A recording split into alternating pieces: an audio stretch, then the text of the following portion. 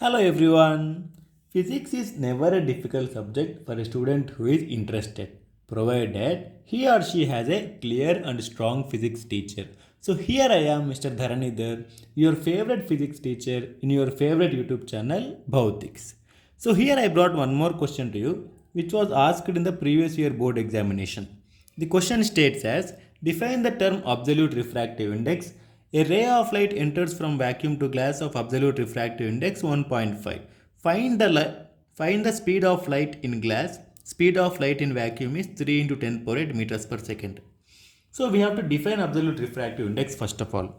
Absolute refractive index will be defined as the ratio of speed of light in vacuum or air to speed of light in that particular medium. It can also be defined as if we measure the refractive index of any medium with respect to air or vacuum, then that refractive index we call as absolute refractive index. Why do we measure with respect to air or vacuum? Why? Because every medium will not be having same refractive index. The refractive index of any medium changes with respect to the second medium with which we are measuring the refractive index. So when we measure refractive index of any medium with respect to air or vacuum, then that refractive index we call as absolute refractive index. N will be is equal to C by V, where N will be the refractive index of that particular medium, absolute refractive index.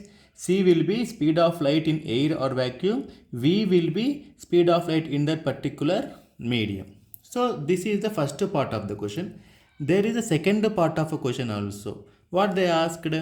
The ray of light enters from vacuum to glass of absolute refractive index 1.5, means they gave n is equal to 1.5, and find the speed of light in glass. We have to find the speed of light in glass. V is equal to question mark, and they also mentioned C is equal to 3 into 10 to the power of 8 meters per second.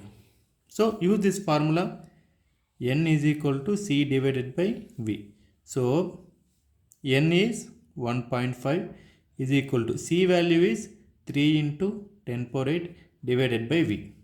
Okay, this can be written as V will go this side, 1.5 will come this side. So it becomes V is equal to 3 into 10 power 8 divided by 1.5. 1.5 1 ja, 1.5 2 ja. So which implies V is equal to 2 into 10 to the power of 8 meters per second. So write the conclusion. Speed of light in the glass. Speed of light in glass is 2 into 10 power 8 meters per second. Like this you need to write the conclusion for each and every question. After writing the conclusion, you just underline it with pencil and scale.